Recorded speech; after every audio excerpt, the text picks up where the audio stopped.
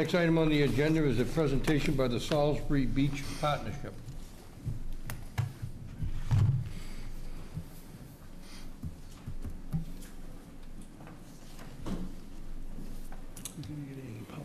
Good evening.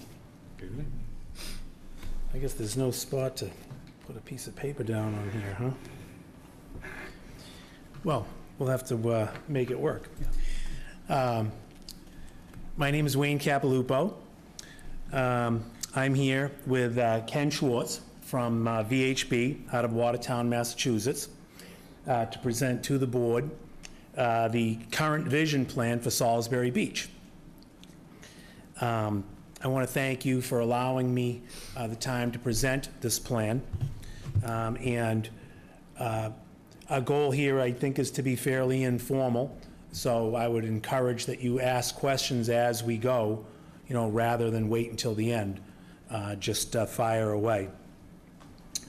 We're looking for concurrence from the board on this vision plan, which has been modified from a vision plan which was put together back in the mid-2000 area from 2005 to 2007. And it's been revised by pretty much the same group that worked with the town to put together the original vision plan, generally property owners and stakeholders from the beach center area. We want this plan to be viewed as initiating a public debate about the future of Salisbury Beach. There's a lot of questions and a lot of opinions about what the final fate of our beach should be. I think one thing is for certain: it will not bear very much resemblance to what it was in its prior heyday back in the 50s and 60s, where it was one of the top resort destinations on the East Coast, with literally 20, 30,000 people staying at various hotels and motels on Salisbury Beach throughout the summer. I think a more realistic vision is that Salisbury is going to become more of a bedroom beach with a small commercial center right at the current location of the Broadway Mall that will have a mixed-use basis in which the first floor of the various structures will be retail, everything from staple shops, from hairdressers to clothing, to gift shops and restaurants and so on.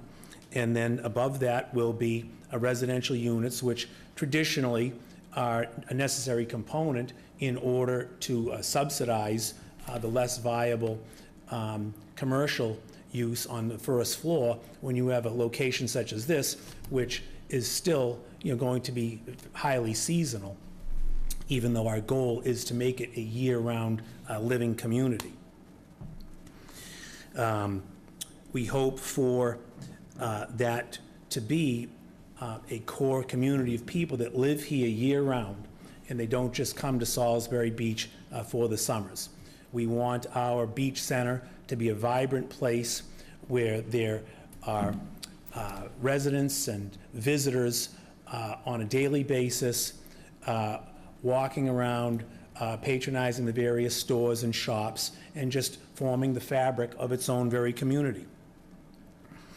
We know this plan is going to involve a lot of debate, and we welcome that. Again, it's just a starting point.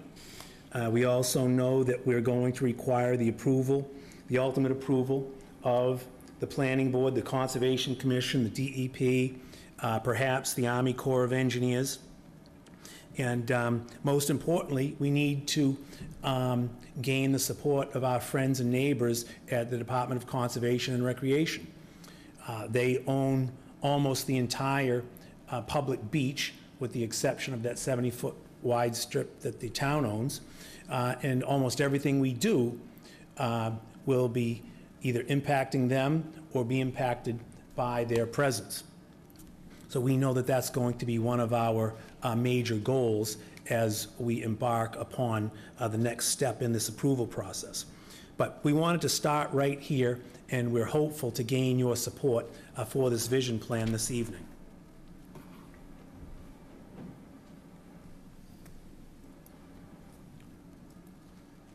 So, okay. So I'm going to just give you a quick outline of what we plan on covering this evening.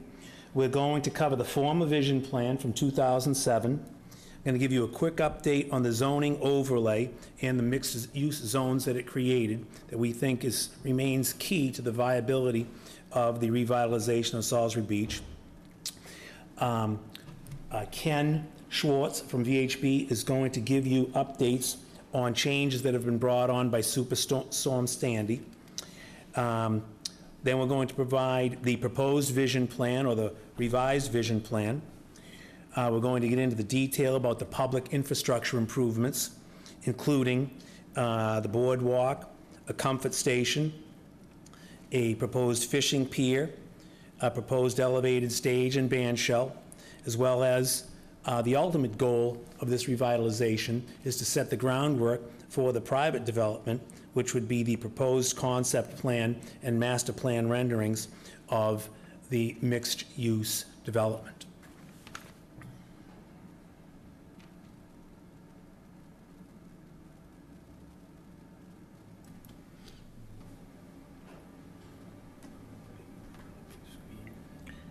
Oh, it's not clicking. See if you go to, right, show you how to do it. Right here, hit that right there.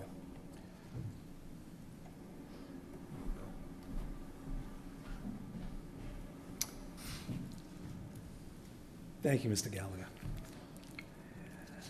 Okay, so let me move back here to the 2007 vision plan. Now, you may remember this, but I'm going to walk everybody through it briefly. This has the beach center with an elevated plaza and a band shell. This has a boardwalk, but you'll note that the boardwalk is east of Oceanfront South, and it also has a residential development in the area of what is fondly referred to as the old Sidewalk Cafe site.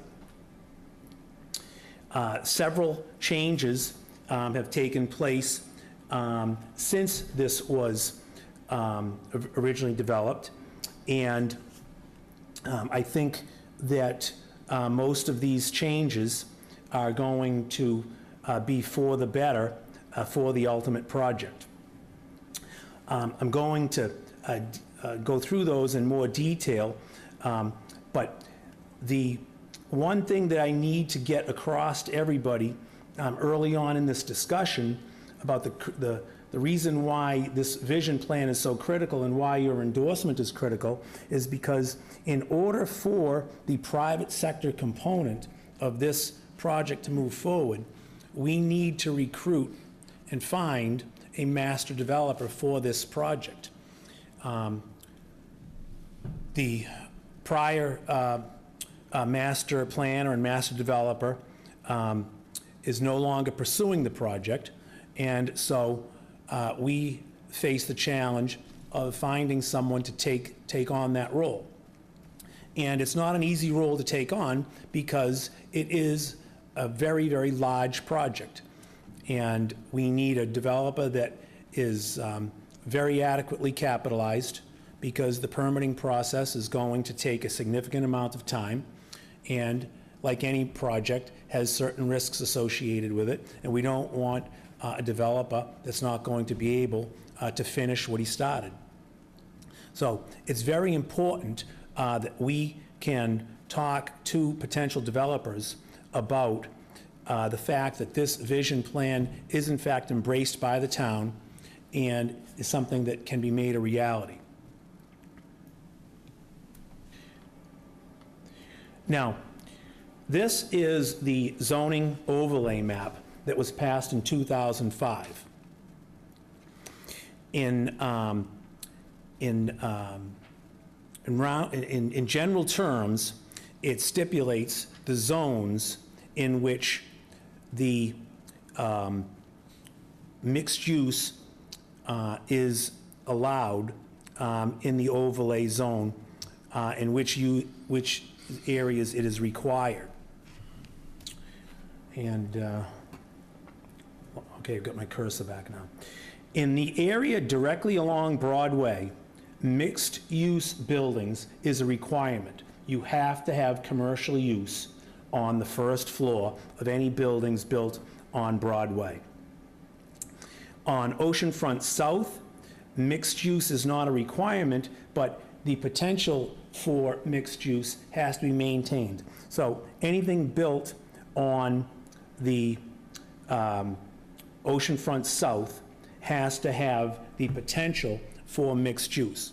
So it has to have high ceilings and the sufficient accessibility for ultimately to be used as mixed use. And my cursor wants to keep disappearing on me here. Well, as soon as I get it back, I will employ it, but in the middle, there we go. Okay, now, the rest of the overlay district, which runs from Ocean Street on the south, up past, basically to the start of Old Town Way on the north, over just past Tens Club on the west, and the Atlantic Ocean on the east. The rest of that mixed use is all optional. But the key here is that long ago, there was consensus reached that we wanted the beach, the core beach center, to be a mixed-use area that would form the basis for that commercial center of the community that we hope to build. Now, I'm going to turn the mic over to Ken to talk about the lessons learned from Superstorm Sandy, because those are actually extremely important to the viability of this project. Thank you, Wayne. Again, my name's Ken Schwartz, Director of Planning at VHB. And one of our early tasks when we were working with Wayne was to undertake sort of a lessons learned and best practices research. And as we all know, Hurricane Sandy instilled some significant damage to coastal communities, particularly in New York and New Jersey and Connecticut. And the good news, if there is good news with regard to Hurricane Sandy, is that there's been a lot published and a lot of sort of best practices that lessons learned that we've all experienced from Hurricane Sandy. And it served as a wake-up call for people in my profession, planners and designers. And we undertook some extensive research looking at what's been learned and what was experienced when Hurricane Sandy hit. And we wanted to make sure that we included design elements in the plan that can anticipate such storm events as occurred with Hurricane Sandy. And I think the main lesson learned that we came up with is that it really is a multi-layered approach. We can't look at buildings and infrastructure and things like boardwalks and dunes in isolation from one another. They really are one whole system. And we identified a couple of key sort of lessons learned from our research here. First and foremost is making sure that we build and raise our structures above the FEMA predicted base flood elevation for a 100-year storm. It's critical that we acknowledge that and that we raise our structures above that in anticipation of a 100-year storm. The second is making sure that our utilities are built to be flood-proofed to minimize outages. A lot of the extensive damages that we experienced and that we saw in New Jersey and New York, where utilities and infrastructure was just wiped out for days on end, that now there's a real movement towards making sure that our utilities are flood-proofed and that they can withstand 100-year storms like we experienced. And then also making sure that communities can return to their homes in a prompt manner. And there were, even though with Hurricane Sandy, with the extensive damage that was uncovered, there were many communities and many neighborhoods on Long Island and in Queens and other areas that were able to withstand Hurricane Sandy, and residents were able to get back into their homes in a quick manner. And a lot of that was attributed to the anticipation and the way that these facilities were designed from the onset. So these are the kinds of things that we want to make sure are instilled in the design and the plan for Salisbury Beach as we move forward. And I think it was a very important task that we undertook to make sure that as we move forward that we're anticipating these things into the plan.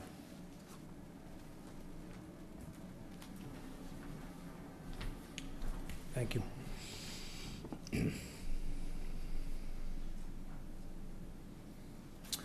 Okay, so what we have before us now is the revised vision plan for Salisbury Beach.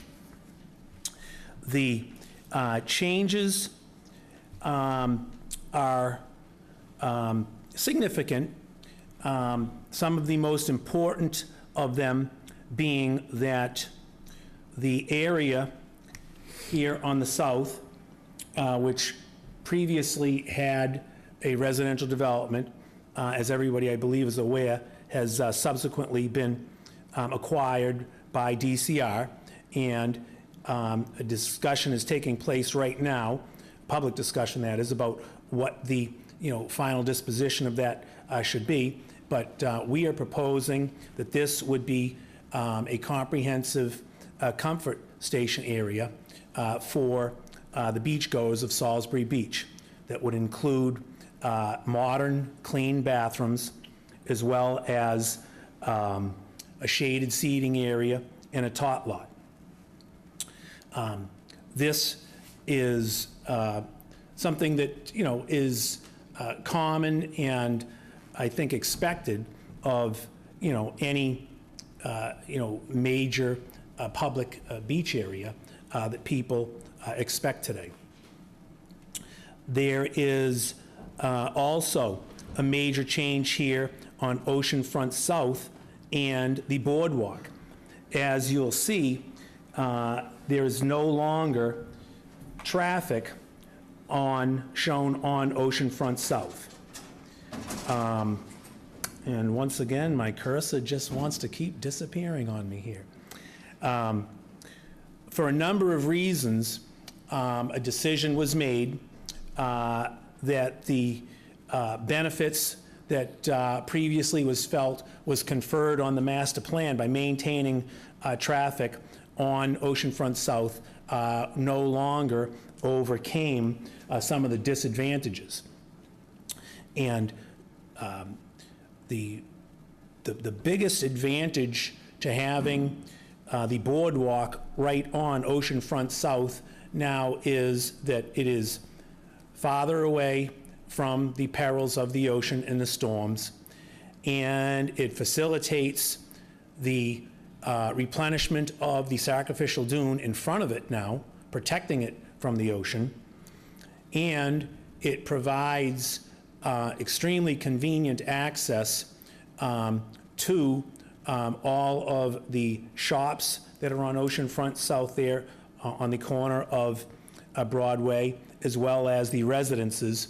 And it provides what we'll show some pictures of is some extremely desirable amenities for people to walk and stroll while having a view of the beach. The plan continues with the idea of an elevated platform or plaza at the beach center, as well as a band shell. And this is one that we've spent a lot of time thinking about as well, because we don't want to put a structure here which is going to cause too much of an impediment to the viewscape of people looking up Broadway toward the ocean or driving up there. We want people to still, see the ocean when they drive around the Broadway Mall. And then finally, what's truly new to this plan is that we're reflecting a fishing pier. This was talked about extensively as part of our original vision plan, and there was just a great deal of skepticism that it could be permitted. But since then, we've had the opportunity to do more research on it, and there is actually no fundamental impediment to getting a fishing pier permitted. It is considered a use consistent with a water area, and it is certainly permittable under the Wetlands Protection Act because it's all built on pilings anyway. So we have added that to the vision plan, and also we have spoken to the Division of Fisheries and Wildlife that manages the program for construction of these fishing piers. They actually have one under construction on Cape Cod right now. I'm sorry, Martha's Vineyard. And they are looking for additional sites to provide, access for fishing. And their typical proposal is to partner with another state agency, which could be DCR, or with a municipality, could be the town, in which they will actually build the structure so long as the other partner provides the maintenance and upkeep. And they will fund 100% of it if it ultimately turns out to meet all of their requirements for accessibility and parking and so on. So again, it's at the very preliminary stages, but it's something that we felt would be a tremendous enhancement to the beach if we were ultimately able to get it permitted and built.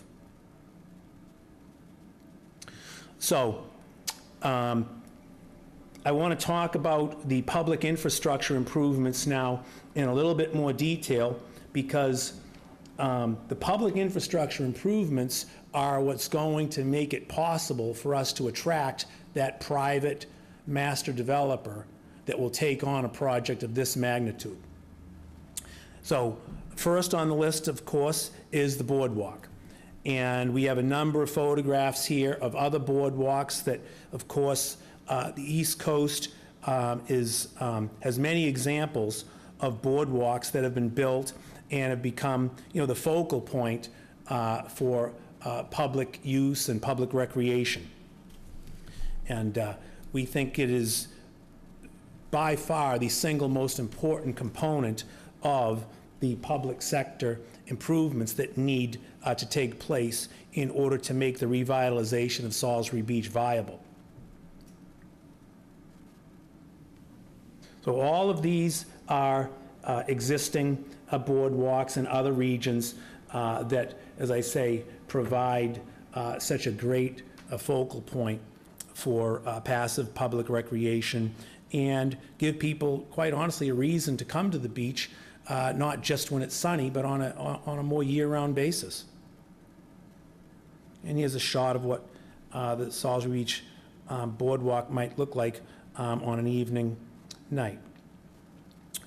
The other component of the comfort station one of the other components of the comfort station that we've proposed is to have a tot lot. And we don't have to look far in order to find an example where there is a tot lot right on the beach up at our neighboring city in Hampton that's always very, very well attended, and it's just another great opportunity for families to provide activities for the kids. The centerpiece of the comfort station would be the bathrooms itself. We envision a very low-key type structure that would just be a single story, would be pleasant to look at, and as in this example here, would provide direct access to the beach, both via stairs and a ramp, for people to be able to use the facility in the most convenient fashion possible.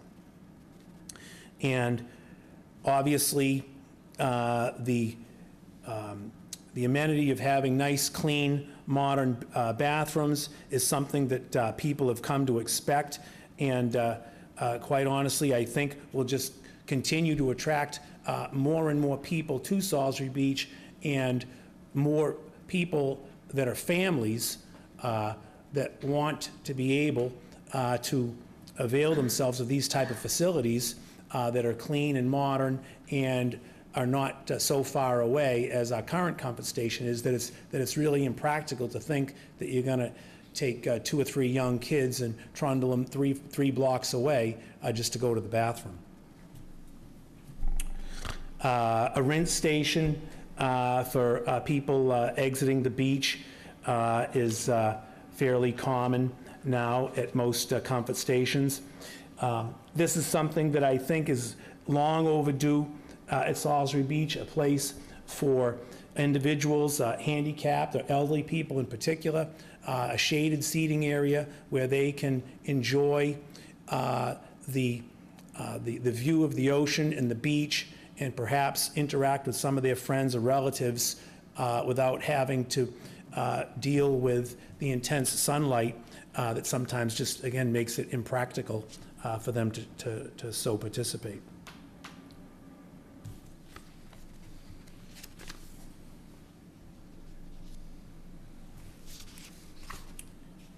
Okay, so, skip the slide.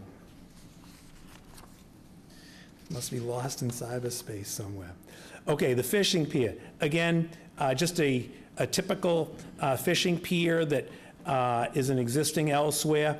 They're typically a long, narrow pier with an area at the end that opens up into the main fishing area, where obviously individuals can partake of the of fishing and enjoying the resource. Typical band shell examples that we want to share with you. Again, things that are not too big. We want to keep things at a modest scale. We want things that are going to be open, such that, again, the viewscape of the ocean is not completely blocked out.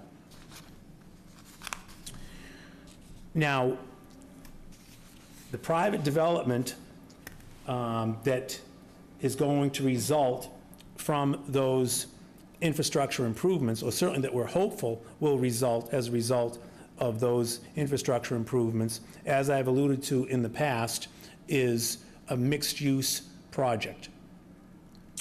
The first phase of this project involves the so-called big block area, which extends from Broadway to approximately to Ocean Street, actually. So from Broadway on the north to Ocean Street on the south, the Atlantic Ocean, and then Railroad here on the west, with the exception of the condominiums that were built, back about 10 years ago. So this area in here is what we envision would be the first phase of the commercial development of the Salisbury Beach, the first phase of the mixed-use development. Now, that has approximately 200 units as part of the projected build-out. The overall build-out in the overlay district is estimated at about 750 units. That is, when the day comes that it is built out in its entirety, it has the capacity for 750 units. It doesn't mean that that's how many will ultimately be built. That's just the ultimate capacity. And what we're trying to accomplish here is to have as much of this beach built by a single master developer and master planner as possible. Because the last thing we want is for this beach to be redeveloped in a piecemeal basis. So in a perfect world, one developer would come in and develop literally the entire beach overlay zone. But we just feel that that is such an ambitious project that it is unlikely that we're going to get a developer that has the ability to take on a project that big. So we're setting our sights on a slightly smaller proposal, which includes the area that I just outlined in the big block, and it constitutes approximately 200 units. So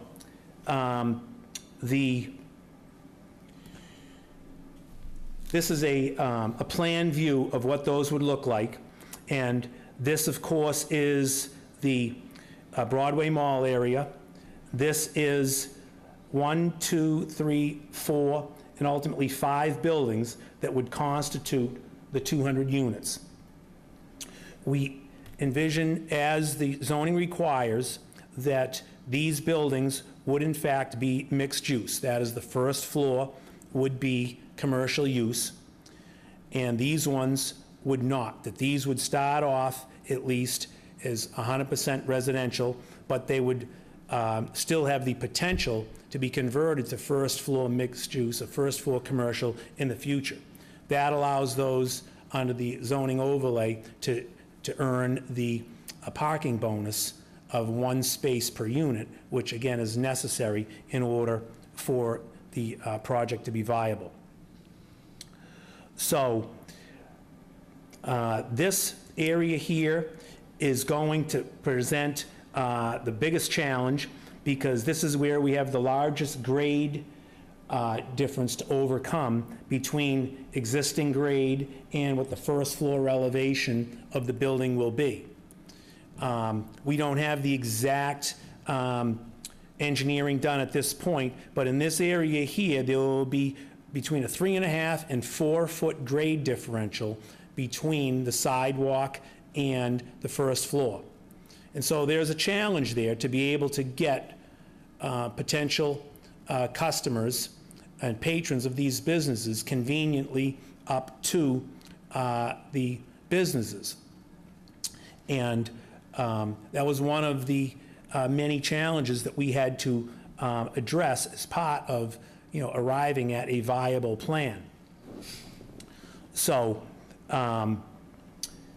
as you traverse Oceanfront South, that grade difference actually gets less. When you get down to this area, it's probably only about 2 feet. But nonetheless, it's a significant challenge to be able to get people to get up there, and one of the main advantages to having the boardwalk run this entire length is that you only have to deal with it once. Once people are at that level, they can frequent any one of these stores, businesses, or homes, and then they never have to traverse another set of stairs.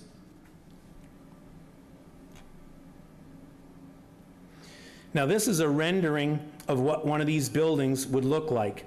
This is if you are standing at the top of Broadway looking south. That is looking toward the reservation. As you can see, there is the boardwalk running the full width of Oceanfront South, and pedestrians are able to traverse from a shaded structure area over to frequent the stores, all at the same level. Another look of the same building, except in this case, you're standing on Broadway looking toward the ocean.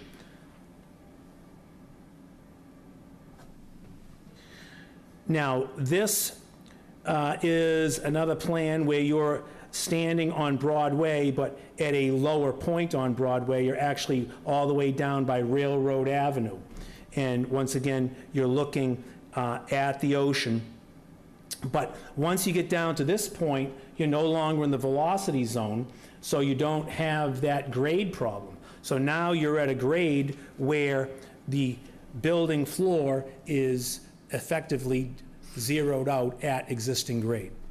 So all the challenges associated with the grade elevations in the velocity zone work their way out as you get down to approximately Railroad Avenue on Broadway. Now, one of the things that we searched high and low for, literally from Maine to Florida, was other examples of beaches that have experienced some of the challenges that we've experienced in trying to redevelop their beach center areas. This is Salisbury Beach. As you can see, the Broadway Mall area with the bullnose or the turnaround, and this is the area that we're currently focusing on from Ocean Avenue all the way down Oceanfront South to Broadway. And the rest of the overlay district extends all the way over here and down and up into this area here. So we were looking for other examples that could be used as the basis, and although we came across many, the best one of all we didn't have to look real far for, just an hour north of here at Old Orchard Beach. They have a remarkably similar layout with a main entrance coming in to a Broadway-like mall area here with the turnaround, and a big block area to the south and another one to the north.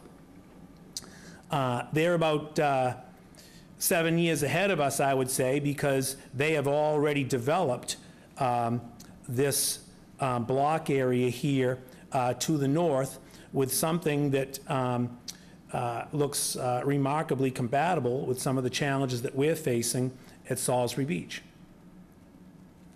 So this is the Old Orchard Mall facing west. Very similar, as I say, to the Salisbury Beach scenario.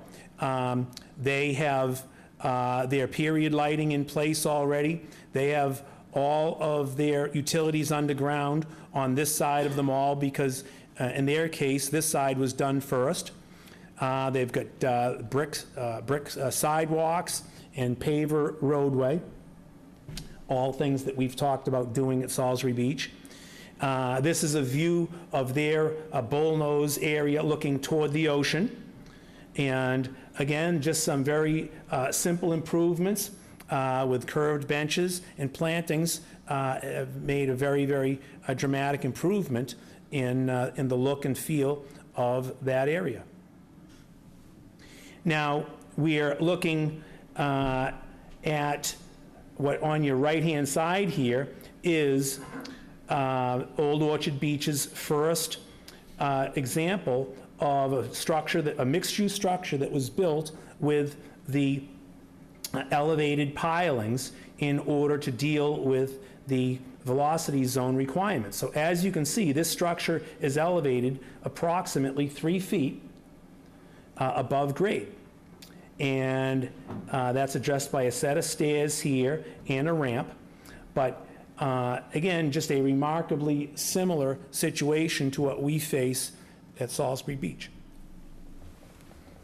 Here's another view of the same structure that just gives you a sense of what they've done here to create a very pedestrian-friendly area in which they've narrowed the roadway down to a single lane. They don't allow any parking in here, but I sense that we probably will want to continue with some parking in our Broadway Mall area.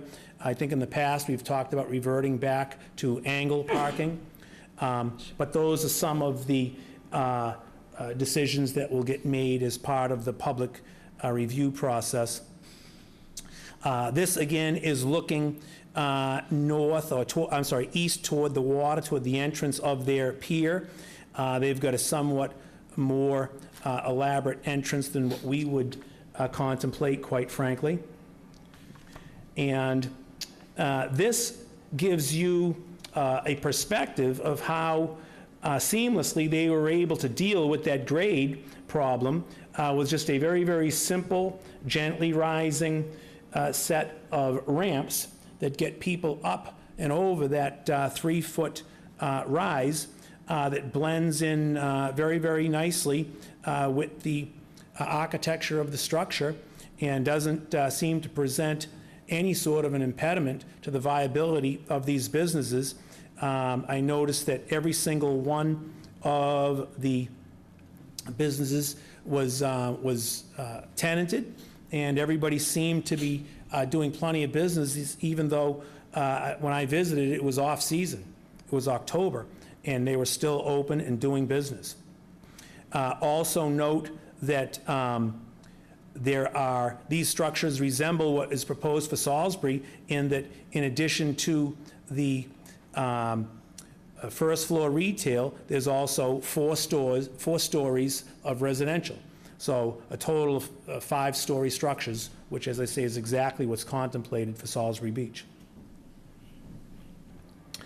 And this is a view of the same structure, but from standing much farther back, such that you can get a sense architecturally of what this structure looks like. And I think it's safe to say that it's very possible that that could bear a very, very similar resemblance to what would ultimately get built here at Salisbury Beach. It has great architectural lines. It's pleasant to look at, and it serves exactly the purpose that it was intended to serve, which is to establish a year-round community-type neighborhood in which the stores and the residents are living off each other and surviving and creating a year-round community out of what at one time was just a 10-week community. So I think that is the presentation, and we'd be happy to answer any questions that you have. Thank you, Wayne, for the presentation. Very, very nicely done. Thank you. Questions from the board? Responses? I had a couple of questions. Very impressive. I think it's a great deal of hope that you've given us with something that, in my opinion, is really viable. I understand the obstacles that we have to overcome collectively, but I think we can do that. So just a few questions, Wayne. One was, would the configuration at the Broadway Mall stay pretty much the same? Currently, we contemplate that the bullnose at the Broadway Mall would get moved westward approximately 30 or 40 feet to create a larger area for, a public plaza.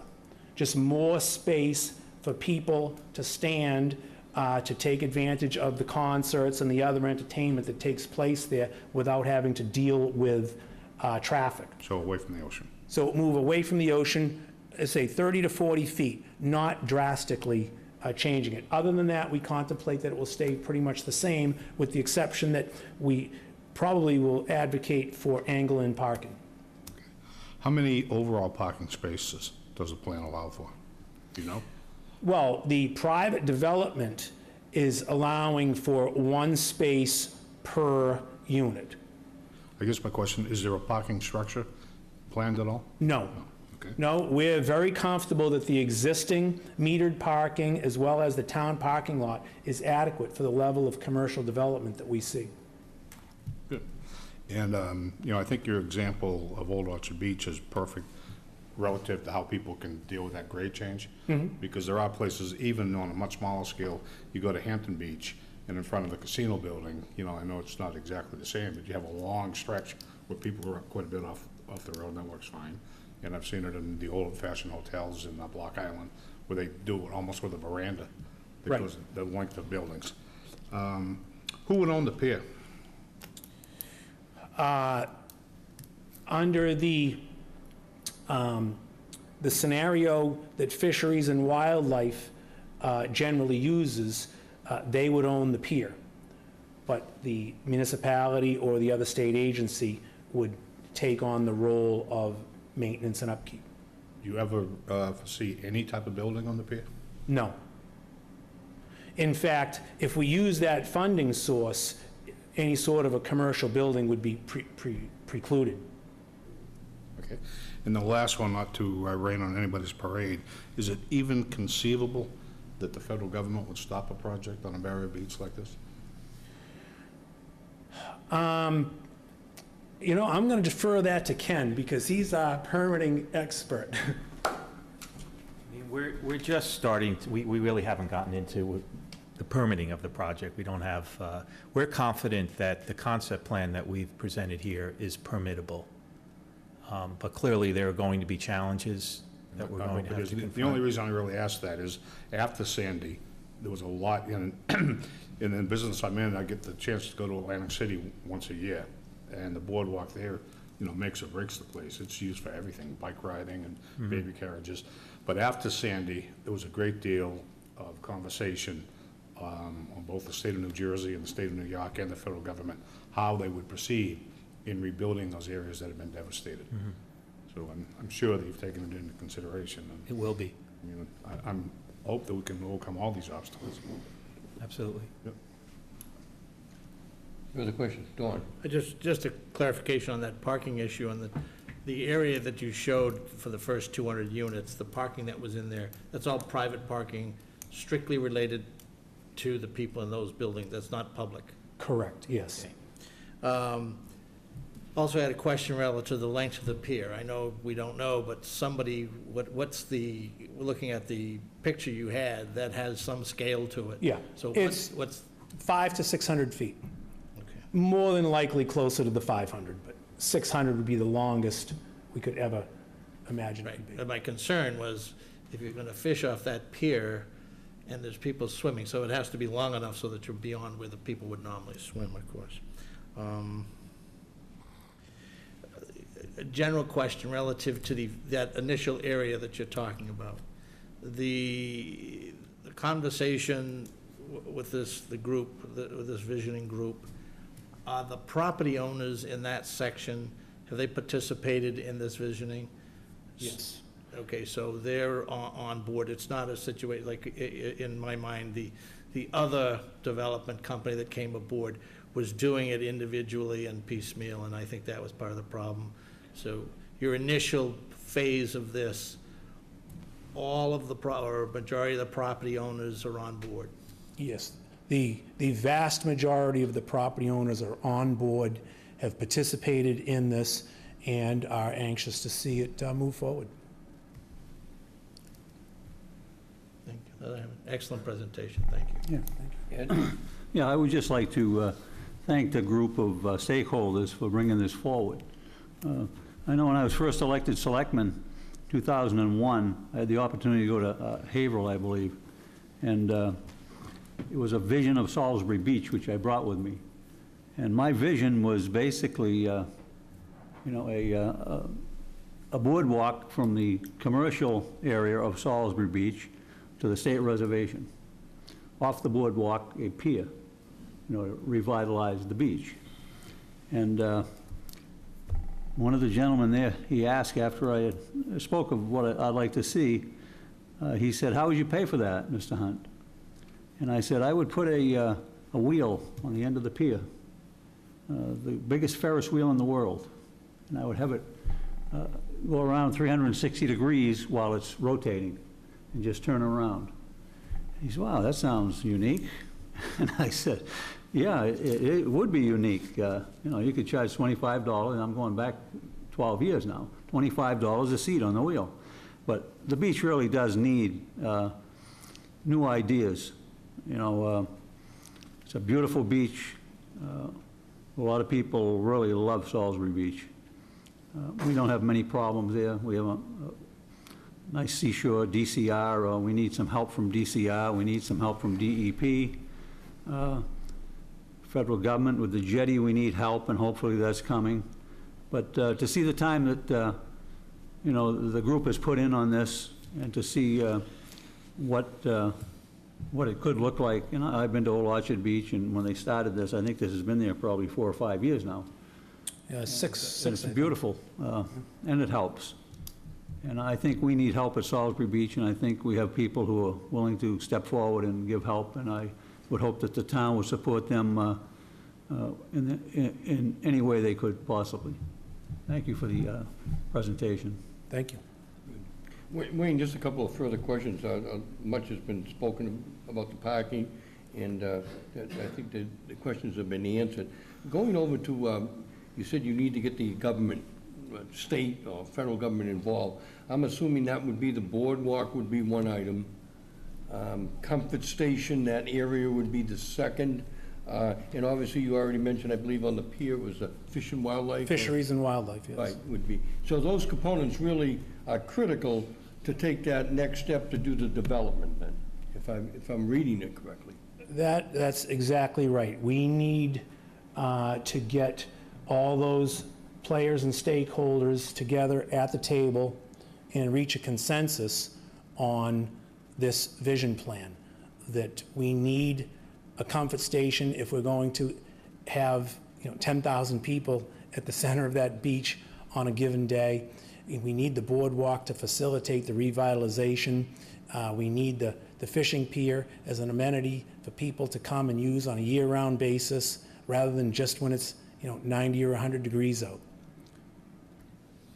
Just looking the next step forward, permitting-wise, trying to get all this together, are you envisioning year, 2 years, or?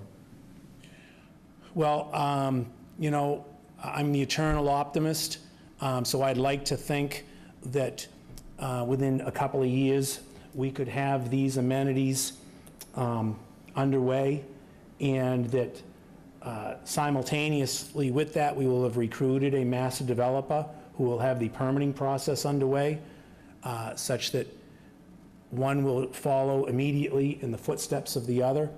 But it's all about establishing that the public sector improvements are in fact going to happen, so that a developer of the caliber that we need has the confidence level to move forward and make the commitments to put all this land under agreement, which is going to cost millions of dollars, and then millions of dollars will be spent on engineering and design and architecture in order to get through all of the various permitting phases.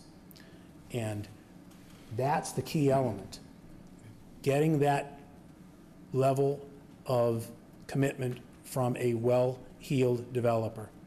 And if we don't do that, this beach will get ultimately developed on a piecemeal fashion, one tiny lot at a time. Somebody will just give up and say, I got to do what I got to do, because some of these stakeholders, have already put in their 50 years of service, literally, and they'll just do what they can on their own small piece. And I think that would be a disaster if the opportunity to do a truly first-class job on this in its entirety is lost. I just want to conclude, this is exciting. This is, I just hope many people are watching on TV or on cable tonight for the excitement that this will bring. And that's why it's kind of, what's your time frame? Because I think just the next question is going to ask, they're going to see some of the renderings you've got, and they're going to say, well, when is it going to happen? And it's kind of a step process. I want them to understand that. Right. This is very exciting. I appreciate not only yourself, but the whole group that's here tonight to bring some real hope for the beach. So thank you. One last question, Mr. Yep. Chairman. Wayne, as you obviously realize, and I think most people do, one of the key elements of this design, in my opinion, is the boardwalk, because we have labored for years by blocking the visual access to our greatest natural resource. You can't really see the ocean in a lot of places, or in the past you couldn't when the sidewalk was there. Do you ever see the boardwalk going further than the renderings show? Well, I personally would like to see it go further, but I know that, that presents, some significant technical challenges. And because there'll be little or no commercial development down there, I think it'll be met with some residential opposition. So quite honestly, I think that's unlikely. It would give a good way to circulate people off the most visited state park that we have now. You get the captive audience at the reservation. If we could funnel them back to the Beach Commercial District, it would be a plus. Yeah, it's a long way, though. It's It is a long way. about 1.8 miles, I think. So, I just had one question, and it was actually, I just thought of it, relative to an article that was in the Daily News this morning relative to the shipwreck that's off. And I all of a sudden, I'm trying to visualize, growing up near where that was, and I think it is south of where this pier is going to be, right? This pier is, and the shipwreck aren't going to be an obstacle, right? No, yeah, the shipwreck is south of the area that we are contemplating South, yeah, that's that the fishing pier would go, yes. Okay. Pleasure of the board. Mr. Chairman, I guess I would like to make a motion that the board vote to support and lend whatever assistance the board, working with the town manager, can to cooperate with these, this Salisbury Beach Partnership Group, I don't know if it has a name, group, to see if we can move this vision forward. Any second? Second that. Further discussion? Seeing none, all in favor? Unanimous. Thank you again, Wayne. Very much appreciate it. Thank you very much. I appreciate Thank you. your time, and I appreciate your vote of confidence, and I can assure you we won't let you down. Okay. The great. fish coming off that pier gonna end up at the frying pan at Sea Glass.